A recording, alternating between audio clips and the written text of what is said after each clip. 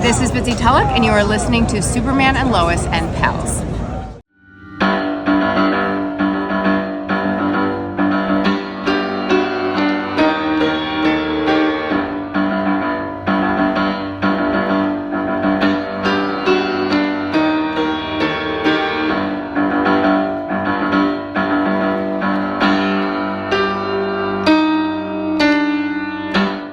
Greetings, super friends. Welcome to Superman and Lois and Pals. I'm Henry Bernstein, and alongside me is my favorite super pal, Professor Sam Brody. Hello, blue shirt Sam. Hello, Kingdom Come, Superman wearing Henry. Yeah, so two quick notes before we get into the episode. One, on this day that we are recording, October 23rd, a couple days after episode 4, according to Superman homepage posted by Superman homepage host Steve Eunice, Clark Kent proposed to Lois Lane in Superman number 50, which was released on this day in 1990. And this is like this show, in my opinion, reflects that version of Lois and Clark so much. The yummy Jerry Ordway, Clark being himself as a normal guy, learning about Lois's family, warming up to them, Lois accepting him for who he is and loving Clark Kent before Superman. Like the two mesh together. So I just wanted to mention that. It's one of my all-time favorite comics and favorite story arcs, The Crisis of It's the Crimson interesting to Kryptonite. think about the 50 years of Superman before that, 52 years, where every time they got married, it was an imaginary story Right. that would be fixed by the end of the issue. And then how we've now had like 34, almost 35 years of this version. So like another 15 years and we'll catch up. And then Yes. it'll be a longer time of this version than in the previous version. Wow. Wow. It's so funny. Like the status quo for so long was Lois doesn't know who Superman is and he's tricking her Hmm. and basically lying to her. But the status quo from our childhood and on is she knows the secret, they're together. And, occasionally there are like storyline dips in that. But, I think it's just like a big, the shift is in the 80s when DC gets a little bit of, I think, some of the influence from 60s and 70s Marvel storytelling, where there's a sort of increased focus on verisimilitude and characterization, and slightly less focus on the idea that comics are for little kids. Like they're still for kids, but they can be for older kids and maybe even grown-ups, and people want the characters to seem realistic. So then this sort of classic mode of Superman is this sort of sexless person who doesn't really need love in his life and kind of enjoys putting one over on Lois, and that sort of just lost its viability in a way. Like you couldn't have that anymore. Now, if they want to do that, that would have to be the imaginary story. Like, right. you know, we're gonna do a Silver Age Superman story for fun right now, but Right. like that's not what Yeah. people want.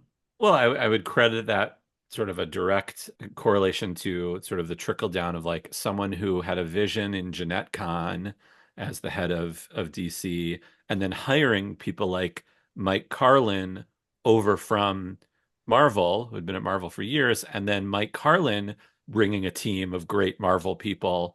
Obviously, this started with John Byrne, but I don't think this quite applies for that sort of version of Lois and Clark. He had a very Lois, his version of John Byrne's version of Lois Lane was very negative and really nasty to Clark Kent and mean. But once that ended and Mike Carlin brought over Jerry Ordway and John Bogdanov and Louise Simonson, I mean, Wheezy, right, have been writing those kind of stories for years. Hmm. And of course, up and comer Dan Jurgens, who was mostly a artist at the time, but later, by the time Death of Superman, was well-established writer, and Carl Kessel and all those guys in the Triangle era that Mike Carlin brought.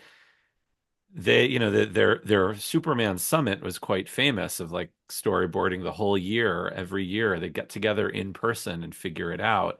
And I think that's why you get those really, like you said, verisimilitude, those realistic, lived in stories of real people. And Jerry Ordway chief among those, really focused on, I mean, Adventures of Superman, going back to John Byrne era. And John Byrne handled Superman. Jerry Ordway handled Adventures of Superman, which continued the numbering from the Silver and Bronze Age.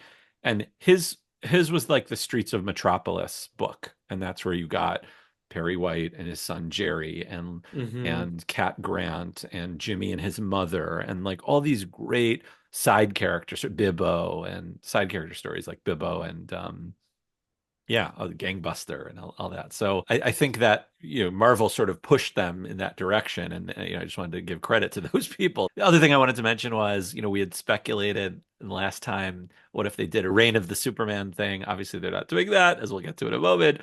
But I had this idea that could Morgan Edge, aka Tal-Rho, be the Eradicator? And I thought, well, maybe they still could do something like that, but it was confirmed by the showrunners that Adam Rayner, the actor, will not be returning as Tal-Rho in season 4. And too bad. He was a good character, both as a villainous Morgan Edge and as a sort of come around good guy, Kryptonian brother. So I'm disappointed by that.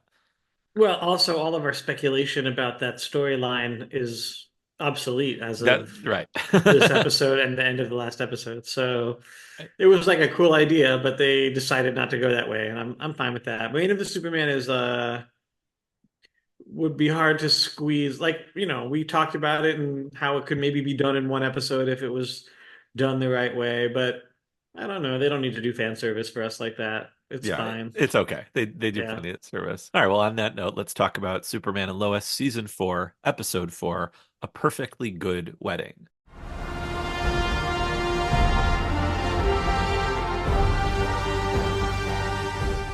This was directed by Gregory Smith, written by George Kitson and Max Kronick. The Apple TV and IMDb description is: the Kents struggle to adjust to their new normal. Lois helps throw Kyle and Chrissy an impromptu wedding that doesn't go as planned. My first thought was this episode, instead of A Perfectly Good Wedding, could be called A Perfectly Fine Episode.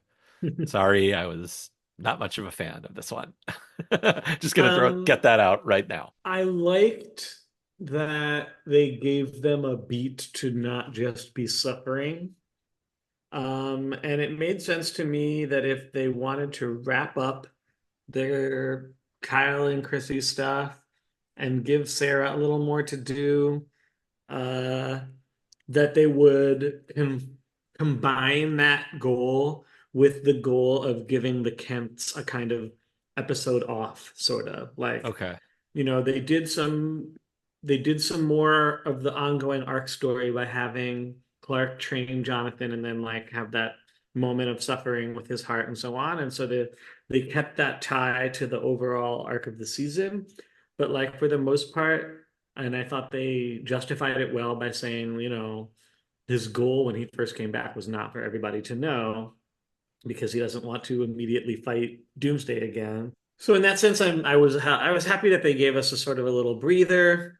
That being said, it was a little goofy, right? Like Chrissy getting cold feet and running away, and then Very them sitcom-y. all being like super mature and deciding like they're just gonna have the party anyway. It was a little goofy. Listen, it's nice to see Kyle and Chrissy.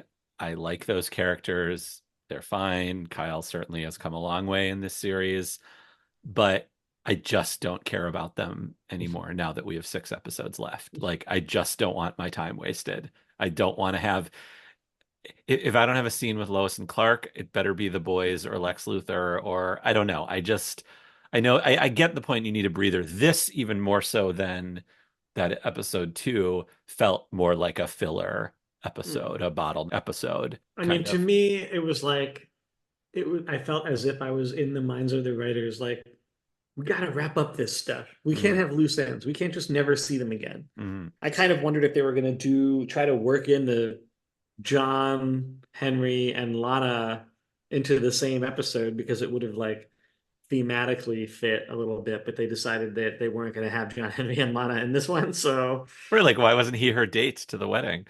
right. Yeah. but that's fine. Were John Henry and Nat at the wedding? Were they in the background They were there? not. We did Okay. not see them at all. Okay. Oh, there were. Oh, that's why they got hired by the DoD because they need to be off. Mhm. Yeah. Uh-huh. Um, So let's just get into the return then. How can I put this? Okay. I think it fit the tone of the show that Clark's return arrives on the farm while Lois is grieving, and then he's just back. But I I I thought like, is this a dream? This is obviously a dream sequence, right? Like he's not really there. She's gonna wake up, or she's gonna look over, and the camera's gonna pan, and he's not really gonna be there, or something like that. But no, he's just back, and he's been back for 3 weeks, and there were good lines. He says, he says a second chance to do more, to be better, to make the most of the time that we have on this planet.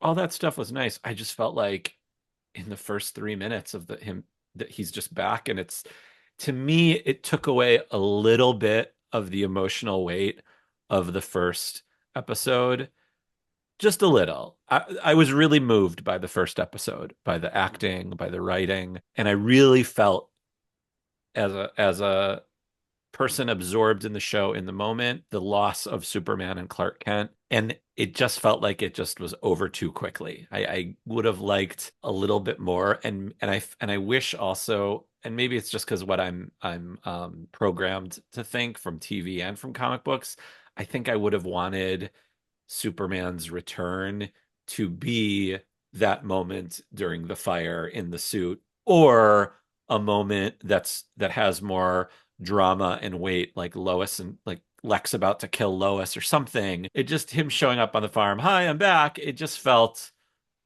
a little to me. yeah, I can see that. I was also very surprised that they chose to do it that way instead of having it be a dramatic moment. It kind of made sense, like if he woke up and he was by himself in the fortress and he was capable of returning, rather than requiring more time to convalesce, then that's what he would do. I He would guess. he would go home. But and it, maybe it's a little in a way more realistic that like at the moment he returns, there's not some giant crisis that he's stopping in that exact moment, but everyone is just sort of standing around. He did have time to change his clothes into Clark Kent clothes. I don't know if he has them stashed at the fortress, but Yeah, probably whole closets of them. I don't know. I kind of wondered if he was going to take another episode at least to recover in the chamber. yeah, have And like, like some sort of Spock at the beginning of the voyage home, getting the download of everything, testing his mental acuity and maybe his physical strength, learning from Lara how she did the procedure. I don't know, some sort of dramatic buildup where you're wanting to see, like, just come back already, come back, you're mm, almost there, you're ready. But nope, he was just good. I'm good.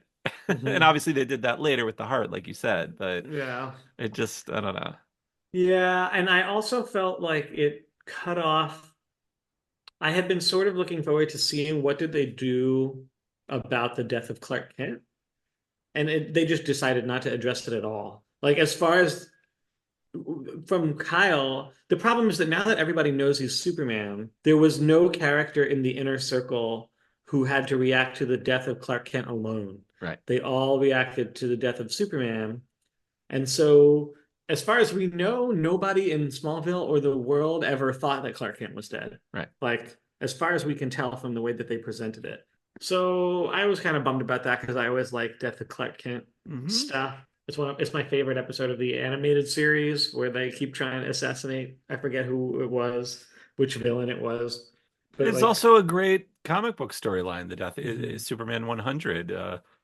With hmm Conduit Kenny Braverman. I mean, that was a really, hmm after the death of Superman 2 years before or a year before. So it's like, all right, what are we going to do with this guy now? And so they kill off Clark Kent, and then that he has to struggle that he needs both and both hmm identities. All that hmm stuff's good. I guess we're just short on time, so that's why. So I would say if you're short on time, then don't bother with Kyle and Chrissy. Do all that other stuff hmm instead. Have him at the fortress talking to Lara. Maybe he doesn't have his full memory back. I mean, just something to make it more like the anticipation a little more dramatic. I hear you. And the other thing that makes me maybe a reason why they didn't do it. There's something else that I feel like they've never been that interested in on this show. They did it a little bit. They sort of gestured at it in the Tal-Rho storyline, but even then, not so much, which is the question of like what kind of Krypton was it? And we think we talked about this like Ah, way back in season one, but like they haven't really cared that much to establish what kind of Krypton it was. meaning was And it cold and sterile Krypton, science driven, or was it mhm, the like you like to talk about the feudal system, right? right. Yeah. Or, in the My Adventures of Superman, they're going with like Krypton was like an imperialist conquering Hmm. civilization and like Oh, like more sort of like what Zod wanted Krypton to be? yeah, like Uh-huh. they don't do Zod, but it would in that version it's like, imagine that Zod is just like a typical representative of a Kryptonian I see. So like general. Krypton goes to Thangar and Daxam and takes over. Exactly, exactly, right? So Got it. then Superman has like a complex and sort of difficult relationship with the Kryptonian heritage. And when he talks to his hologram parents, he has to like deal with that. But of course, they always make Jor-El like a dissenter or something like that. So, he's just a scientist and he doesn't care about conquering. He cares about knowledge and whatever. But they don't really care about that on this show. This show's about the human being and not the Kryptonian. So I think they just didn't want to spend too much time in the fortress with the hologram Lara, and that's just like the priorities of this show. Okay. That's fine. I mean, there were, I will say, like as annoyed as I was of the lows of this, meaning the non Tyler and Bitsy stuff, the highs were great. Like the training stuff with Jonathan was amazing. Jonathan making a Star Wars reference and Clark nerding out about it. He's like, 12 parsecs and they both knew exactly like, Clark was like you could see Clark saying, my son Mhm. just made a Star Wars reference. Like which implies that Clark Kent is a Star Wars nerd, which You know which what is made me great. sad, and I think you might experience this too, although your kids I think are not old enough yet for this feeling. But I was like, how many movies is Jonathan seeing without Clark being there? Why would he be going and seeing Fury Road by himself? Like, why wouldn't they see it together? Why is he asking him whether he's seen it? Right. Yeah, Like, that's right. He said, "Did you see Fury Road?" Right. That movie came out like 5 years ago. They would have seen it. but I just imagine that maybe when you have a teenager as opposed to a little kid, they're just always going out and seeing movies and stuff without you, and then like Or you don't watching it actually on their know, right? Or right, right. watching it on their phone, or like Yeah. going out with their friends, and like so then you lose track of like what have they seen and not seen. So Right. maybe that was actually a nice touch in a sense that like he's not necessarily totally up to date on like what has Jonathan seen and not seen. Right. Like he knew he would catch the Star Wars reference because they probably Clark probably showed that to his kids to the boys when they were 7 or 8, Hmm. and maybe they watched it over the years. But Jonathan is like, watched it when he was a kid and now is into football. So it's by saying that it was a way of conveying to Uh-huh. Clark, I'm connecting with you. And then the Hmm. Fury Road line is just sort of not topical reference. I love when Clark goes, "All right, rookie, settle down," after Jonathan busts Clark for crashing after going Right. Mach 5. Like now that Jonathan has powers, they have like a really good sort of repartee that it kind of goes back to what you said a couple episodes ago about the stylized language. It's sort of like Hmm. that Joss Whedon, Kevin Smith 90s teenage talking that isn't really how people talk, but it's sort of pretending like that's how people talk. I like that. It's much more clever than how people talk. I mean, in the Whedonverse Right, anyway. right. And And I Buffy, of course. remember Yeah. back then there was also this big discourse about Kevin Williamson and Dawson's Creek because all the characters talked like they were 20 something like film students, basically. Right, right, Uh, right. and it was like whatever. I don't think they really do that on the show. They don't No, like try to have repartee. They try to have like earnestness like all the time. yes, yeah. So it's Um, nice when they have these sort of moments. I love that when Jonathan just busted right through the mountain because it was cool to see like the different versions of how they approach their powers, like that Clark and slash Superman is more pragmatic and serious and had years to hone and practice his powers, so he knows to pull up when coming up against a mountain. Jonathan's just gonna bust right through. And it worked. And Clark didn't like reprimand him for it. He was like, "Oh, Yeah. that works too." It also made me think because they spent so much time in this sort of Arctic setting outside the fortress, it made me think a little more about kind of usefulness of that for this mythology. You see them wearing their sort of ordinary clothes in this frozen tundra, and they're just like chilling out and having a nice time, and there's no one else around. Was It's Clark like, wearing his glasses during that scene, by the way? yes. Why? Yeah. It doesn't make sense. Oh, he likes them. Oh. It does, if there was like some sort of even more nerdy version of the show, you might feel like they would have to wonder, like, are there satellites that are going to look at us or Um, like whatever? But like, it feels like an important aspect of the Superman mythos that there's always this Arctic yeah, thing going on. yeah, and I think there's an implication, when a couple was it when it was the end of season 2 when they went out there on the boat with their yummy sweaters on. Hmm. Um, I think the implication is that wherever Clark is making the Fortress of Solitude, there are sort of defense things happening to make sure that they're not being tracked by satellites. I found it interesting that Clark they're going we speculate on this that they're going down with the powered down version of him. Like he Hmm. can do all the things in short bursts, but it takes a lot out of him. And I like the pairing with it. This wouldn't have been obvious to me, and I'm not a TV writer, so that's why. But now talking about it, it seems obvious. Pairing it with the not talking about what he went through physically and Mm. emotionally, like that sort of shoving both of those things down, which seems sort of on brand for this Clark. He's kind of happy-go-lucky guy who carries a lot of weight and burdens with him, but doesn't necessarily feel the need to talk about them. So I like that those again those Lois Clark scenes were I Hmm. felt really necessary for this. She says, do you want to talk about it? And then he's like, what? It's just, for starters, you died. And Hmm. then I love when Clark was like, everything feels different, that Lois, without saying it explicitly, talks about her own body limitations. I mean, they showed it in the montage of her looking in the mirror, and that cancer story from last year, it's not just gone away. Like in many families, when a person goes through that, there are things they have to deal with the rest of their lives. And Hmm. Lois still has both the physical reminder, and she says that she doesn't trust her body. And it's amazing that the thing that now Lois and Clark can share is they don't feel secure or safe in their bodies. That's just Hmm. what a brilliant way of the writers to bring them close together again and make them more similar than ever before. Yeah, good point. Thanks.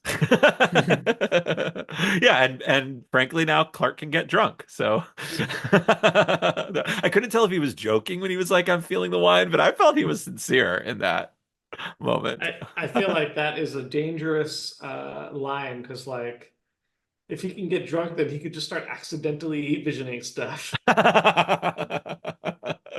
I think the implication is that again, Clark Kent is moral enough to know his limits and when to Hmm. stop now. He's a fast learner in this new body. So Right, right. So as soon as he feels it, he's like, "Whoa, that's weird.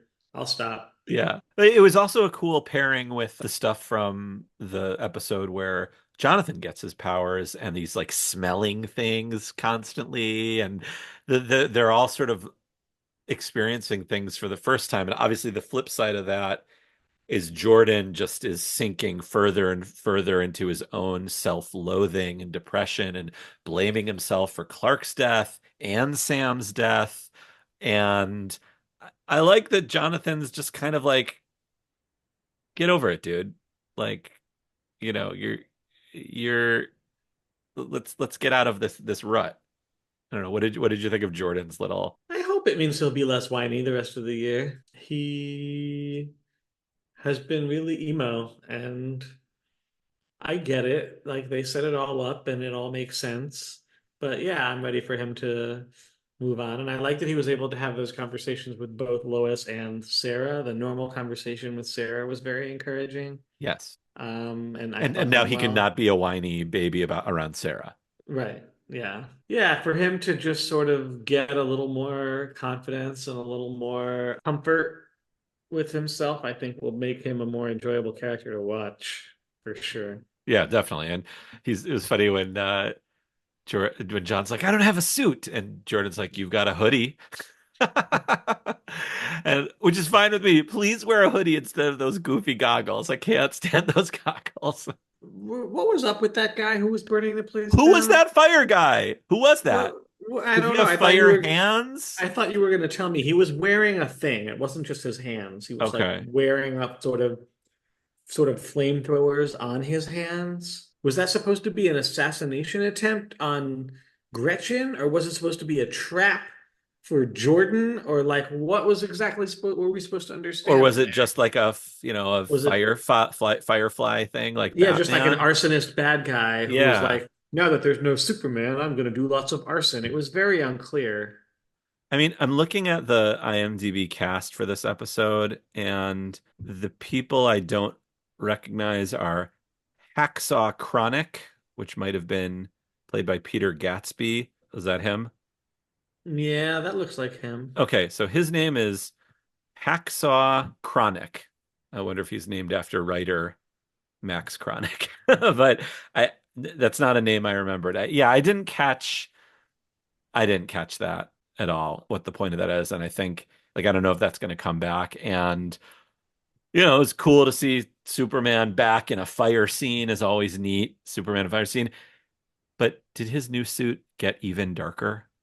Is it possible that the S popped a little bit more, but that was not blue. I don't know. I we can't judge because of the light and the The fire. situation. Yeah. Yeah. I mean, it's like really, like I saw all these people online, like new suit, and Bitsy Talek even shared a close up of the two suits, and they did that Star Trek thing where they put the little deltas as the pattern of the uniform. It's little tiny Superman shield S's is the pattern of the uniform, which is cute. Doesn't make the suit any better or any worse if they don't do that. Did you catch in the last sequence when Lois's phone is blowing up with all? By the way, Lois, might want to turn off your notifications. I know you're the foremost, but you get every news alert on your phone. Does that? I mean, you're the one making the news, Lois, and everyone scooped her, and we got both Superman Returns and Superman Lives in those notifications, which was Yeah, that pretty was cool. cute. That was nice. The fact that she is a professional journalist does make that plausible to me. Of I course. mean, I'm mostly I kidding. get notifications from at least three or four news organizations, and I don't even like them that much, but like I just haven't turned them off or whatever. So it makes sense to me that she would get all of them. They haven't really portrayed her that much because of everything that the characters have been going through in that kind of mode of being like glued to her phone and like obsessed with work. It's been a while Right. since they've like sort of portrayed that side of her. Right. And in fact, like she's not. She's like the most like loving, concerned, attentive parent for someone with such a high profile job. I'm surprised she's not more glued to her phone. I mean, I guess maybe they're just going analog at the Smallville Gazette, but I wonder, did that story break? What was the implication, Sam, that with those alerts going off, that the story just broke because Superman appeared and someone caught it, or is there something nefarious going on where Lex leaked it or something? No, it was because Jonathan needed help and Superman went to save him and wore the costume. That was why. Ah, okay. And that was why they gave the villain that line, you're supposed to be dead. So presumably, as he was being loaded onto the police van, he yelled out to everyone in the street, Superman's alive! And then all the journalists like wrote speculative stories about Got this. it. I don't think if they did someone having a photo in the next episode, I would be surprised. Like I'd be like, who was in that burning building and then took a picture of Superman in that moment? Right. So maybe it'll still be treated as speculation, but that means that if Lex Luthor will know, then we can expect him to send Doomsday in the next episode, right? Like, why would he wait? So I think the next plot beat for that storyline is how is Superman in his now underpowered self, took everything he got to not beat him and he died. Right. How is he gonna, he's the making Superman the underdog is tough. And certainly the creation of Doomsday is one way to do it. Zod has played, the role of the favorite over versus Clark, the underdog, before. So this is cool. He sort of got to fight Lex and this beast. I don't know. Is it going to be one of those things? Is the opening scene of the next episode going to be one of those things where, we see Superman all around the world saving everyone? And I love those kind of things. So I don't know. It's interesting. I don't know what. Maybe I was in a weird mood when I saw this. Maybe I was too focused on like getting notes and not paying attention. But I didn't watch this episode twice as I usually do. Usually I take it in on the first sitting and then go back and watch it to take notes. And this time I don't know, maybe I was too annoyed by the Chrissy stuff, but like all that stuff that you mentioned at the end of how everyone knew Superman's back just went right over my head. I just, in one ear out the other, I just missed it. Something about this episode wasn't it for me. Well, they can't all be A's, Henry. I know, but I want in the last season, I want them all to be A's. This was a C. This was a solid C for me. I don't know. I give it a B. You're very generous. You're very generous. Anything else about this one, Sam? I don't think so. Okay, I think episode 5 premieres normal time next Monday, so great. I think we should be back to talk about it again. Looking forward to it. All right, thanks, Sam. Thanks, Henry.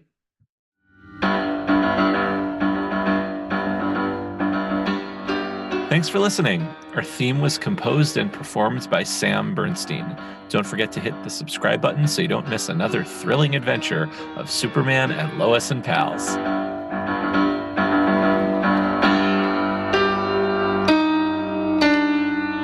This is Bitsy Tulloch, and you are listening to Superman and Lois and Pals.